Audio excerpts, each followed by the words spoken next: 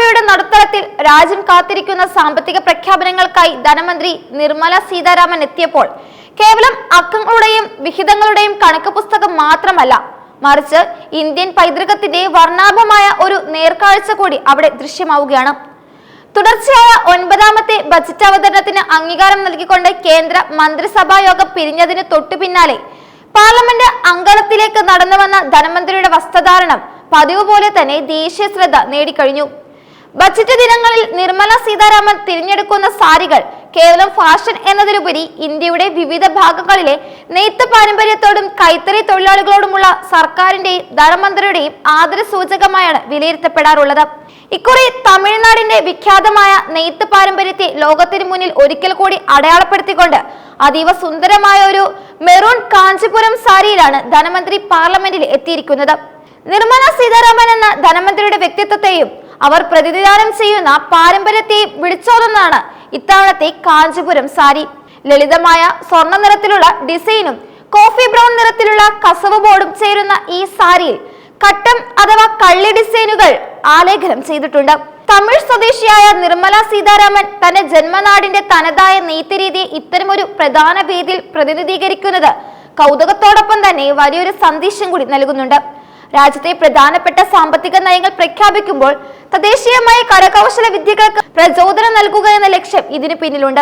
Budget അവതരണത്തിനായി അവർ കയ്യിൽ കരുതിയിട്ടുള്ള ടാബ്ലറ്റിനെ പോലെ ചുവന്ന ഉറയും അവരുടെ വേഷവുമായി ചേർന്ന് നിൽക്കുന്ന കാഴ്ചയാണ് ഇപ്പോൾ പാർലമെന്റിൽ കാണാൻ സാധിക്കുന്നത്.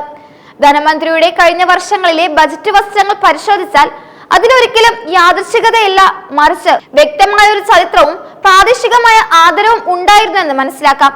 2025-26 സാമ്പത്തിക വർഷത്തെ ബജറ്റ് അവതരണ വേളയിൽ ബീഹാറിന്റെ പ്രശസ്തമായ മധുബനി ചിത്രകലയുടെ മികവാണ് അവർ തന്റെ സാരിയിലൂടെ പ്രദർശിപ്പിച്ചത്. പത്മശ്രീ ജേതാവായ ദുലാരി ദേവി പ്രത്യേകമായി തയ്യാറാക്കിയ ആ സാരിയിൽ മത്സ്യമാതൃകയിലുള്ള മനോഹരമായ എംബ്രോയിഡറി വർക്കുകളാണ് ഉണ്ടായിരിക്കുന്നത്.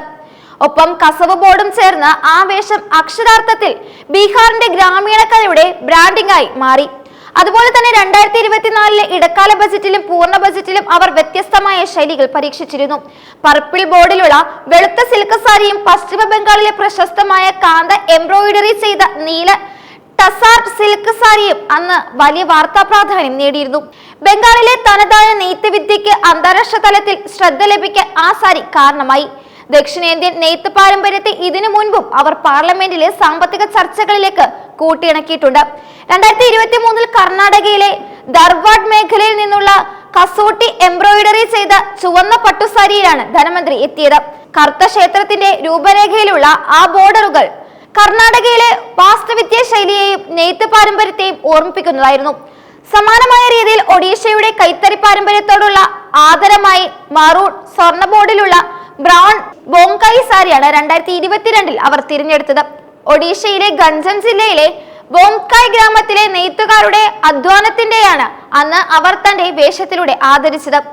2021 തെലങ്കാനയിലെ പ്രശസ്തമായ പോഞ്ചാപ്പള്ളി സാരിയാണ് ധനമന്ത്രി ധരിച്ചത്. ചുവപ്പും ഓഫ് വൈറ്റും കലർന്ന ഒരു സാരിയിലെ ഇക്കറ്റ് ഡിസൈൻ അതീവ ഹൃദ്യമായിരുന്നു. ഡിജിറ്റൽ ബജറ്റുകളിലേക്ക് കടന്ന ശേഷവും തന്റെ വസ്ത്രധാരണത്തിൽ ഇന്ത്യൻ കൈത്തറിയുടെ സ്പർശം നിലനിർത്താൻ ധനമന്ത്രി നിർമ്മല സീതാരാമൻ എപ്പോഴും ശ്രദ്ധിക്കാറുണ്ട്. 2020 നീല ബോർഡറുള്ള മഞ്ഞ സിൽക്ക് സാരിയും 2019 തന്റെ കന്നി ബജറ്റ് അവതരണത്തിൽ പിങ്ക് മംഗൾഗിരി സാരിയിലും എത്തിയ നിർമ്മല സീതാരാമൻ ഒരു ജനപ്രതി എന്ന നിലയിൽ ഓരോ സംസ്ഥാനത്തിന്റെയും തനതായ വൈവിധ്യങ്ങളെ ചേർത്ത് പിടിക്കുന്നു എന്ന സന്ദേശമാണ് നൽകുന്നത്. സാധാരണഗതിയിൽ ഗൗരവകരമായ ചർച്ചകൾ മാത്രം നടക്കാറുള്ള ബജറ്റ് ദിനങ്ങളിൽ ഇന്ത്യയുടെ ഈ വർണ്ണ വൈവിധ്യങ്ങൾ വലിയൊരു പോസിറ്റീവ് എനർജിയാണ് നൽകുന്നത്. ഓരോ വർഷവും അവർ ഏത് സാരിയും ധരിക്കും എന്നതിനെ കുറിച്ച് സോഷ്യൽ മീഡിയയിലും മറ്റും വലിയ ചർച്ചകൾ നടക്കാറുണ്ട്. അത് കേവലം കൗതുകത്തിനപ്പുറം ഇന്ത്യയിലെ ലക്ഷക്കണക്കിന് വരുന്ന കൈത്തറി തൊഴിലാളികളുടെയും കരകൗശല വിദഗ്ധരുടെയും കലയ്ക്ക് ലഭിക്കുന്ന അംഗീകാരമായി മാറിക്കഴിഞ്ഞു. ഇത്തവണത്തെ കാഞ്ചിപുരം സാരി തമിഴ്നാട്ടിലെയും മറ്റ് ദക്ഷിണേന്ത്യൻ സംസ്ഥാനങ്ങളിലെയും നെയ്ത്തുകാർക്ക് നൽകുന്ന ആത്മവിശ്വാസം വളരെ വലുതാണ്.